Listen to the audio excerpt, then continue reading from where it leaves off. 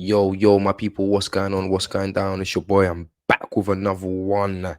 This is the North London Derby. This is the one the man has been waiting for. This is the non-negotiable one. This is the one, the formality one. But however, this season might be a tricky one because finally Tottenham looks like the Spuds. It looks like they've got a manager who wants to play football, a manager who essentially is approaching the game in the right way. So it's going to be interesting. It's going to be absolutely classic in the making. Both teams coming into this game with good form. Arsenal slowly picking up their form and slowly starting to do the business. Tottenham look like they're doing the business from the off. They look like they've got a new team, essentially. You know, they've got rid of a few players. The first post Kane era North London derby, we finally got rid of that brother. Man, geez, that's gonna Harry Kane was a problem, just like Wayne Rooney was, just like Didier Drogba, just like Van Nistelrooy. Like these man, Arsenal, thank God Harry Kane has left and he's gone, and we don't have to worry about him in a North London derby. Even though they still wouldn't win at the Emirates, he will always have his custom goal, whether it'll be a penalty or some mad header that's just gone in, and you're just thinking, how is this possible? Or the odd, screamer here and there. It is what it is. But yeah, people, man, look, 5 games in, I think they got about 4 wins, 1 draw as well. So do we. But clean sheets, both on clean sheets. But Tottenham's stats, they do look a little bit better. I must be honest and I must be real. This manager that they got, Ange Postecoglou, hopefully I didn't mess that up. He's got them playing football. What can I say? He's got Tottenham playing football. However, that doesn't mean you have to start to come out on socials and go on X and start talking about we don't want to play you. How can Tottenham players, especially senior players, ever have the audacity to talk like that? Like, that's incredible. Son said Arsenal don't want to play us now. Like what? How? You lot nearly lost against Sheffield United your last game, or drew, or whatever it was. You lot scored 2 goals in the last dying seconds of the game at home to Sheffield United. What are you talking about? And in that game, it's like the 11 that you're seeing, okay, you got a new 11, they're playing football. I think Tottenham is just gonna they're just gonna rub themselves out eventually in the season. They're just gonna blow out of, run out of steam, as they say, as this sort of say. He's got them and just got them playing this kind of electric front face vertical football. Madison doing the business. Madison is going to be a key player to watch out and stay focused. Make sure that we don't give him space. Make sure that he can't really dictate the game how he has been doing and how he would want to do. But yeah, it's like I just think, look, man, this is it. Tottenham's now reached the point where you lot are gonna know what a top side is on, and you lot are gonna see what a top side is on. Because you see, my team, Arsenal, bro, especially after that Champions League demolition of PSV, we're not playing games out here. And you lot are just rubbing salt into the wounds. You lot are just putting, like more thing into the flame by talking like this.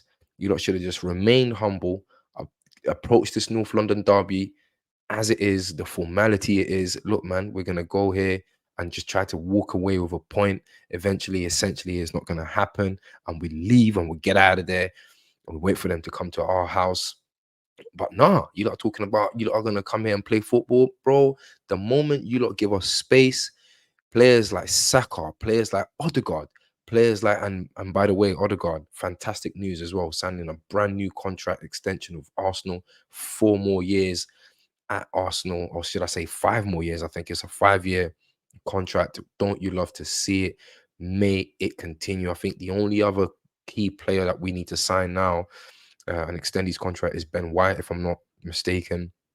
And yeah, look, man, long may it continue. Edu, fantastic work that he's doing, getting all of these players new contracts. Brilliant to see. And listen, let me tell you, lot, give players such as this guy here. Are you mad? Are you mad? Give him space. You're gonna come out and play football, Tottenham. Yeah, you're gonna come to the Emirates and play football. Say no more. Say no more. Come and play football.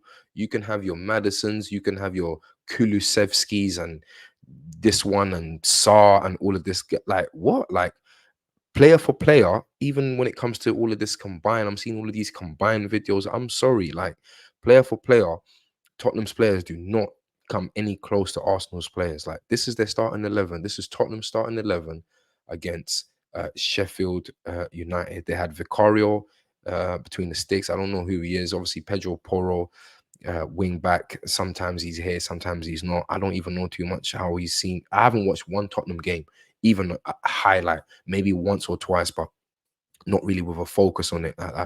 They got Romero. This guy can get got at. Man, don't tell me nothing. Like Van der Ven looks like he's a good centre back. And I don't even know that. I'm not even going to try to pronounce that number 38. Udig, I don't know. In the midfield, they got Saar, Bissouma. Bissouma looks like he's, now finding his feet at Tottenham and starting to do the business. Obviously, Conte's gone, so this new manager has obviously grabbed him and embraced the type of football that he can do, and it looks like it's working. So he's in the midfield, and then they got Kulusevski in the wings with Solomon. I don't know who he is as well. Madison, number 10, trying to dictate things, and then they got Son. Like, bro, I'm sorry. Like, this team here is not like, so on paper, we've got a way better squad. Like our starting 11 with Raya, yes, with David Raya, and it's going to be David Raya. He is the number one now. It's as simple as that. There's no point of all of these extended debates that's been happening. Oh, is this Ramsdale gonna da, da, da, da, and how's Ramsdale feeling? Da, da, da, da. This is a lot of this is because we know that Ramsdale's working towards being the number one for England. So it's all mad the fact that he now sees himself as a number two for Arsenal, or not sees himself, but he now finds himself being the number two for Arsenal. It is what it is. Mr. Ruthless, may it long continue. And yeah, man, look, our players are just on paper better than them. Maybe on the pitch, we're slowly building and gradually getting there at a slower pace than Tottenham, and Tottenham is already at a point where the football is more fluid and is more liquid to this point.